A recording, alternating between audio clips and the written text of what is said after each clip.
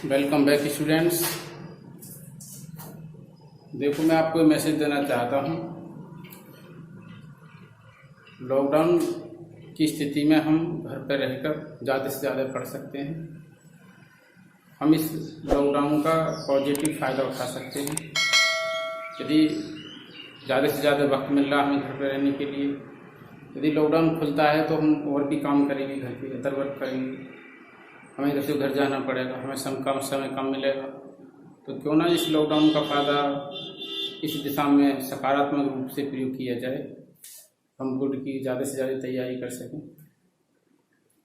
और अधिक से अधिक परसेंटेज प्राप्त कर सकें, जिससे हम अपने परिवार का, अपने गुरुजनों का, अपने विद्यालय का नाम रोशन करें और देश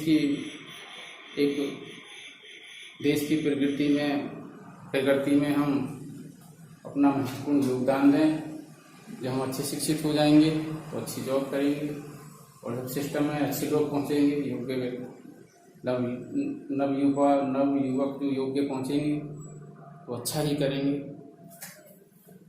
तो देखो स्टूडेंट्स, कंसिस्टेंट पेयर, तो मैं एक वीडियो इसकी कल बना चुका हूँ, पार्ट 1 था वो, और आज जो पार्ट है पार्ट 2 है।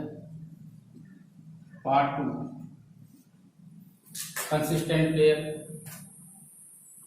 A pair of linear equation is in two variables is called consistent if the pair of has at least one solution. At least का मतलब क्या होता है? At least one solution का मतलब होता है कम से कम एक सॉल्यूशन, मतलब कम से कम एक सॉल्यूशन हो, अधिक से अधिक कितने भी हों। तो यदि वन सॉल्यूशन है तो यूनिक सॉल्यूशन है, तब भी यही होगा। इसको हम ऐसे भी कह सकते हैं, यूनिक सॉल्यूशन।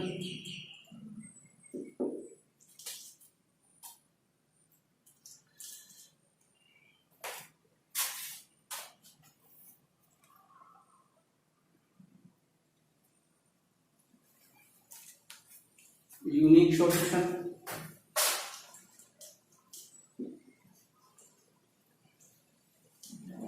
Unique solution. अब इसका मतलब है एट लीस्ट वन सॉल्यूशन का मतलब है यूनिक सॉल्यूशन और infinitely many solution.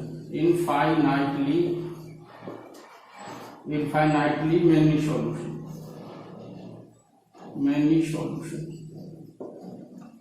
Infinitely many solutions. तो यूनिक सॉल्यूशन है तो भी और इनफाइनाइटली मेनी सॉल्यूशन है तो भी एट लीस्ट वन सॉल्यूशन, कम से कम एक सॉल्यूशन हो, अधिक से अधिक कितने भी। तो इनफाइनाइटली मेनी सॉल्यूशन भी इसी में इंक्लूड है और यूनिक सॉल्यूशन भी। एक solution, only one solution. Unique का मतलब होता है ओनली वन सॉल्यूशन, तो इसका मतलब होता है ओनली वन सॉल्यूशन, इसको कहते हैं यूनिक सॉल्यूशन। तो हमें वर्णों का मीन समझना है और वर्णों का मीन समझ के ही हमें कंसेप्ट को क्लियर करना है। तो देखो, यदि यूनिक सॉल्यूशन है तब भी सिस्टम कंसिस्टेंट है। सिस्टम, हम सिस्टम भी कह सकते हैं। सिस्टम जिसको कहते हैं पेयर ऑफ लीनियर इक्वेशंस को हम क्या कहते हैं? सिस्टम्स कहते हैं। इस पोर्शन को हम क्या कह सकते हैं? सिस्टम कह सकते हैं। ये क्या? ए पेयर ऑफ लीनियर इक्वेशंस। अब inconsistent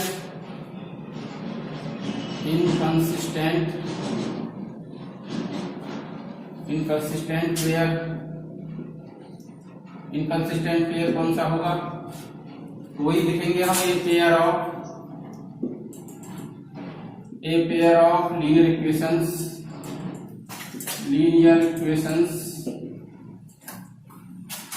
in two variables is called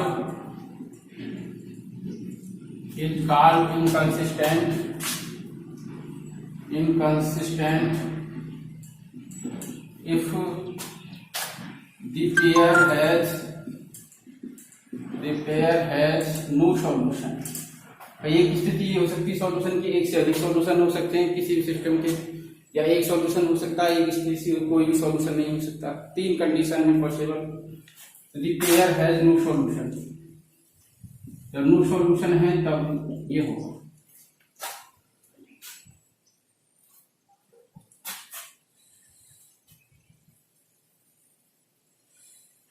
क्या करते हैं अब पेयर ऑफ लीनियर इक्वेशंस लेते हैं हम। ये पेयर ऑफ लीनियर इक्वेशंस, ये पेयर ऑफ लीनियर इक्वेशंस हम लेते हैं a1x plus b1y plus c1 बराबर 0, a2x plus b2y plus c2 बराबर 0। ये इसको हम सिस्टम भी कह सकते हैं, इसको हम सिस्टम भी कह सकते हैं, सिस्टम ऑफ इक्वेशंस।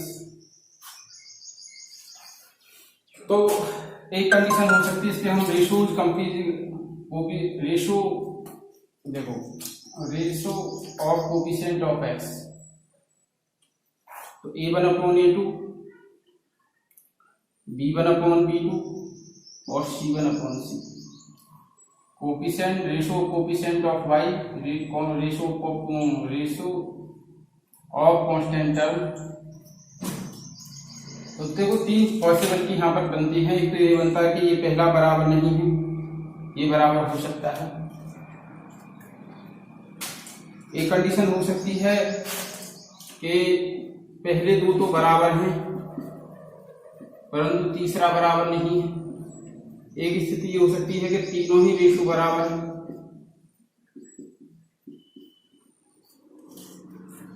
अब जब ये स्थिति कंडीशन है तो हम क्या करेंगे, इस कंडीशन में हमें जो मिलेगा यूनिक सॉल्यूशन मिलेगा। क्या मिलेगा? Unique solution. Unique solution, unique solution.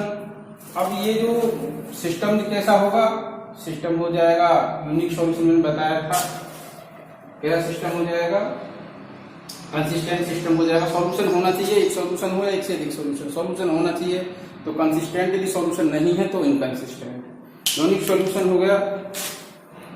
यदि ये फर्स्ट दो रेशो भी बराबर नहीं है तो यूनिक सॉल्यूशन। अब इसमें जो क्या होगा, अब हमें देखना है कि ये जो दो इक्वेशन है हमारी, ये इक्वेशन 1 है, ये इक्वेशन 2 है। इक्वेशन किसको रिप्रेजेंट करेंगे? दो लाइनों के ग्राफ को ग्राफिकली समझे तो हम ऐसे, तो हमने कहा भी एक लाइन की इक्वेशन ये है, एक ये है। तो क्या हो जाएगा यहाँ पे, जो हो जाएगा ये एक्स वाई जो होगा ये इसका सॉल्यूशन होगा ओनली वन सॉल्यूशन, क्योंकि इसकी दो लाइन जो रिप्रेजेंट करेंगी, इन इक्वेशनों को जो रिप्रेजेंट करने वाली लाइन है दो, हम मान लेते हैं एल और एम। तो लाइन रिप्रेजेंट करने वाली जो इक्वेशन को रिप्रेजेंट करने वाली लाइन है वो एक ही पॉइंट पे इंटरसेक्ट करेंगी। इसका मतलब इसका यूनिक सॉल्यूशन होगा। और लाइन कैसी होंगी, वो लाइन की क्वालिटी क्या होगी, वो इंटरसेक्टिंग लाइन होगी, निकलेंगे इंटरसेक्टिंग लाइंस, इंटरसेक्टिंग लाइंस। और जो सिस्टम है वो हमारा जो सिस्टम है वो जो सिस्टम वो क्या हो जाएगा, सिस्टम हो जाएगा कंसिस्टेंट, कंसिस्टेंट। तो हम हर कंडीशन के लिए तीन चीज पढ़ेंगे, कंसिस्टेंट है, इनकंसिस्टेंट है, यूनिक सॉल्यूशन है, या लाइन कैसी है, वो इक्वेशन कैसी लाइन रिप्रेजेंट करती है, इंटरसेक्टिंग लाइन रिप्रेजेंट करती है, पैरेलल लाइन रिप्रेजेंट करती है, या कोइंसिडेंट लाइन रिप्रेजेंट करती है स्टूडेंट्स। तो ये हमें देखना है इसमें, और इसी कड़ी में और आगे पढ़ते हैं इसमें हम।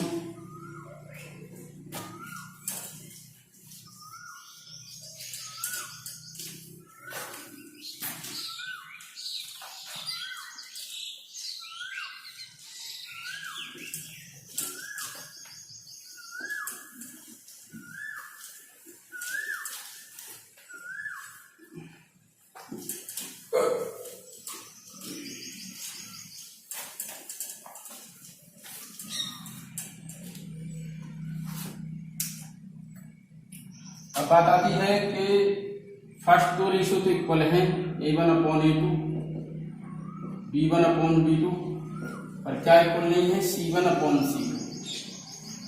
मतलब लास्ट वाले दो रेशो बराबर नहीं है ये, तो हम एक ही सॉल्यूशन को रिप्रेजेंट करेंगे, नो सॉल्यूशन को। तो इसके लिए एक तो ये आ जाएगा no solution, system has no solution, या a pair of linear equations in two variable has no solution, ऐसे लिख सकते हैं। और दूसरा कैसी रिप्रेजेंट लाइन करेंगे, ये दोनों जो है हमारी इक्वेशन लाइन कैसी रिप्रेजेंट करेंगी, नो सॉल्यूशन है तो पैरेलल लाइंस,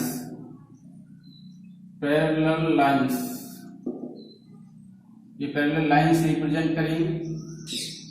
तो वो पैरेलल लाइंस कैसे, ये दो लाइन जो है पैरेलल है, इस तरीके से ये पैरेलल लाइंस है, इसको हम ग्राफिकली भी दिखा सकते हैं ऐसे। ये O हो जाएगा, ये X हो जाएगा, ये X डैश हो जाएगा, ये Y हो जाएगा, ये Y डैश हो जाएगा। ग्राफिकली हम इनको ऐसे भी रिप्रेजेंट कर सकते हैं ऐसे भी, ये L हो जाएगी, ये M,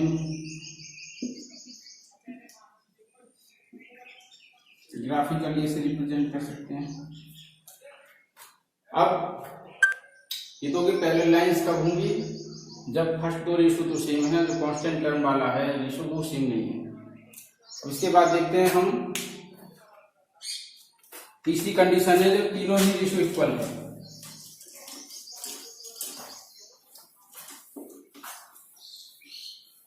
जब तीनों रेशो इक्वल है तब क्या होगा,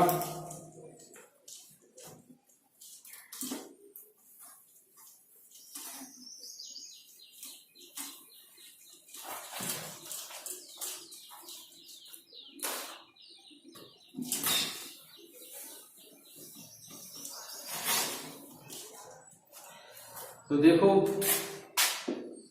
वहन A1/A2 B1/B2 एंड C1/C, यदि हमारे तीनों ही रेशियो इक्वल हैं तो ये कैसी लाइन को रिप्रेजेंट करेंगे, ये कौन सी डेंट लाइन रिप्रेजेंट करेंगे स्टूडेंट्स। मानो कोई भी लाइन है, मैंने ये लाइन खींची, ये लाइन खींची मैंने, ये लाइन है सपोज करो AB, तो ये AB जो लाइन है ये किसकी है, ये इक्वेशन की है A1x plus B1y plus C1 = 0। ये लाइन किस इक्वेशन को रिप्रेजेंट, मतलब ये इक्वेशन इस लाइन को रिप्रेजेंट करती है AB को। अब दूसरी लाइन है हमारी COD, इसकी क्या इक्वेशन है, इसकी इक्वेशन है A2x B2y प्लस C2 = 0। अब इसका मतलब है दोनों इक्वेशन जो लाइन रिप्रेजेंट करती हैं वो दोनों लाइन एक ही है। इसका मतलब सी की जो लाइन है, इस भी लाइन को इनफाइनाइटली पॉइंटों पर इंटरसेक्ट करती है, इसलिए इसके मेनी सॉल्यूशन होंगे। जबकि दो लाइन केवल एक पॉइंट पर इंटरसेक्ट करती हैं तो उसके केवल एक सॉल्यूशन होता है। और पैरेलल लाइंस ऐसी होती हैं जो कभी नहीं मिलती और इंटरसेक्ट नहीं करती किसी भी पॉइंट पर हो, जिनके बीच में जो होता है, जो परपेंडिकुलर डिस्टेंस जो होती है वो सेम होती है। मान लो ये डिस्टेंस है परपेंडिकुलर,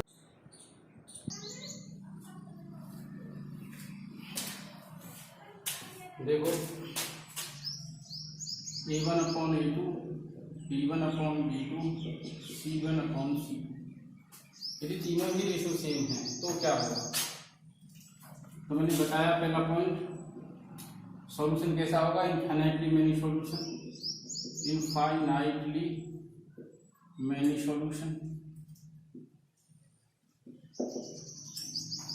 मैंने बताया कि जब कोई लाइन एक लाइन ये AB है और एक लाइन CB है, ये इसको इनफाइनाइट पॉइंटों पे काटेगी, सभी इनफाइनाइट मैनी सॉल्यूशन हो जाएगा। इस AB को जो रिप्रेजेंट करती है line A1x plus B1y plus C1 = 0, CD को रिप्रेजेंट करती है A2x plus B2y plus C2 = 0। तो दोनों समीकरणों की जो लाइन है, इस समीकरण की लाइन AB और इस समीकरण की लाइन जो CB है, ये जो CB लाइन है, दोनों लाइन एक ही लाइन को रिप्रेजेंट करती हैं, इसलिए इनको कोइंसिडेंट लाइन कहते हैं।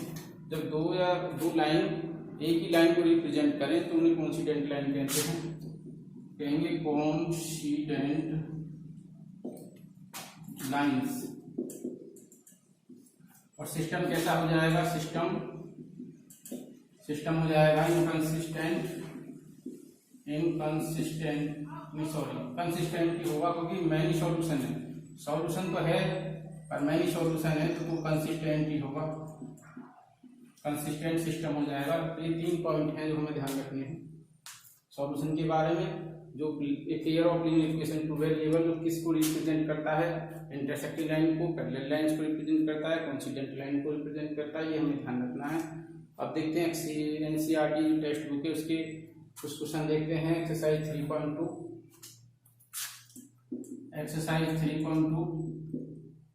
एनसीईआरटी टेक्स्ट बुक से, एनसीईआरटी टेक्स्ट बुक। तो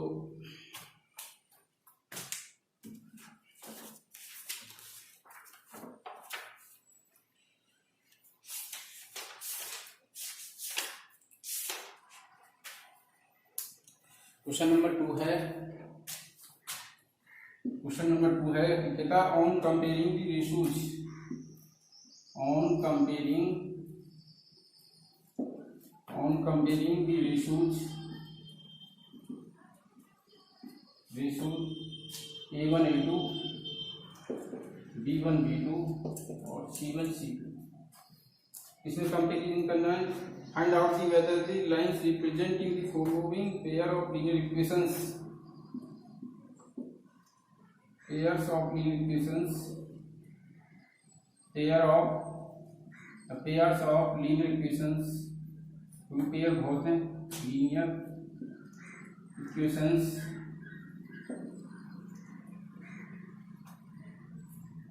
intersect at A point, intersect at A point वो होंगी इंटरसेक्टिंग लाइन। इसमें लिखा हुआ है intersect A point, intersect at A point, मतलब एक पॉइंट पर इंटरसेक्ट करें वो कहेंगे इंटरसेक्टिंग लाइन, इंटरसेक्टिंग लाइंस। दूसरा पूछा आर पैरेलल और कोइंसिडेंट, आर पैरेलल हमें बताना पैरेलल कौन सी है इनमें, आर पैरेलल लाइंस, फिर है कोइंसिडेंट लाइन, कोइंसिडेंट लाइंस, तो ये बताना है। कंपेयर लेते हैं इनमें, first 5x minus 4y plus 8 equal to 0, 7x plus 6y minus 9 equal to 0।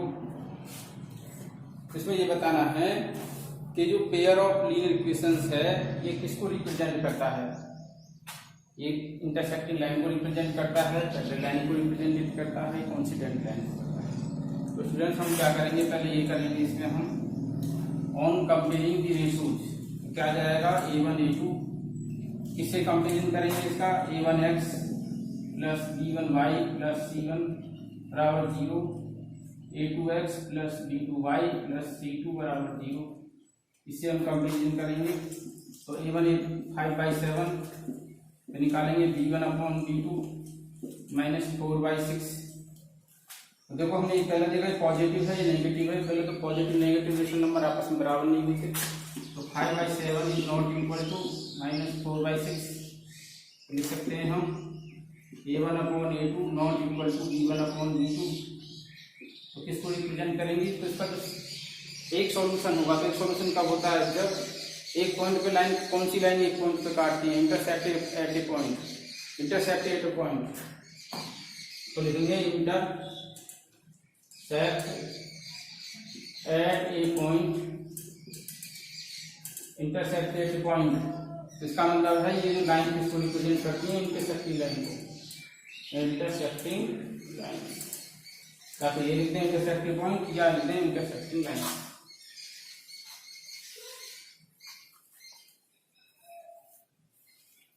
देखो student question number 3,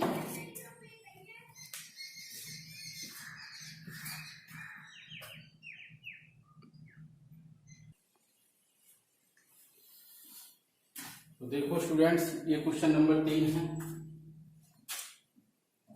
question number 3 है एक्सरसाइज 3.2 से। On comparing the ratio A1 A2 B1 B2 C1 C2 find out whether the following pair of linear equations are consistent और inconsistent। तो हमें consistent और inconsistent बताना है। जब सॉल्यूशन है एटलीस्ट वन सॉल्यूशन का मतलब है कि एक सॉल्यूशन है या एक से अधिक सॉल्यूशन है, फाइनाइटली मेनी सॉल्यूशन है।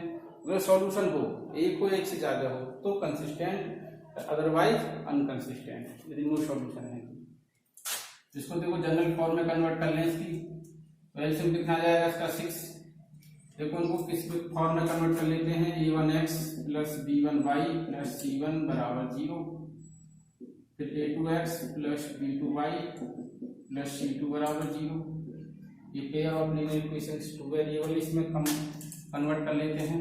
3 × 6 इसकी मल्टीप्लाई इसमें 9x plus 10y equal to 7, 9x plus 10y equal to 42। तो देखो 9x plus 10y minus 42 equal to 0।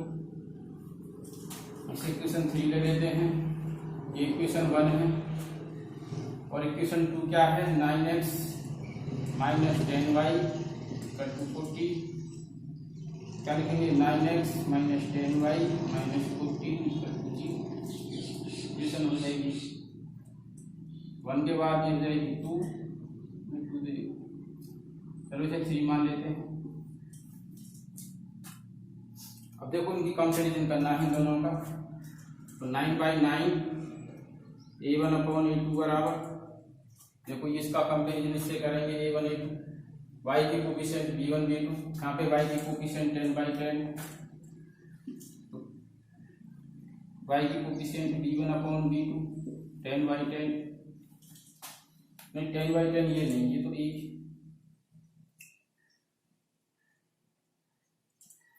ये नहीं, ये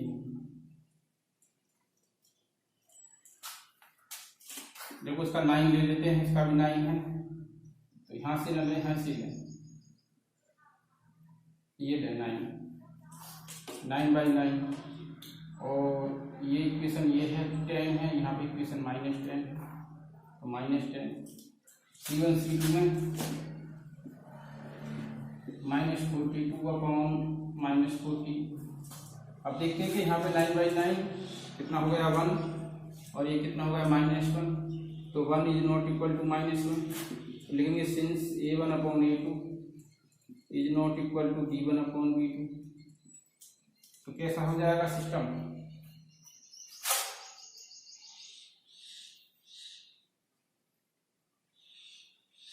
तो जो सिस्टम इज कैसा होगा, कंसिस्टेंट हो जाएगा। कंसिस्टेंट हमने पढ़ा है, यदि एटलीस्ट वन सॉल्यूशन है तो कंसिस्टेंट होगा, एटलीस्ट वन सॉल्यूशन है या वन से ज्यादा, तो कंसिस्टेंट होगा। ये पूछता है कि सिस्टम कंसिस्टेंट है अनकंसिस्टेंट है, ये pair of linear equations system होता है। तो देखो स्टूडेंट्स, वीडियो को ध्यान से देखना है, यदि कहीं प्रॉब्लम होती है तो कमेंट करके बताना है। यदि वीडियो अच्छी लगे तो लाइक करना है, चैनल यदि सब्सक्राइब नहीं किया हो तो सब्सक्राइब करना है, और वीडियो देखने के लिए थैंक्स।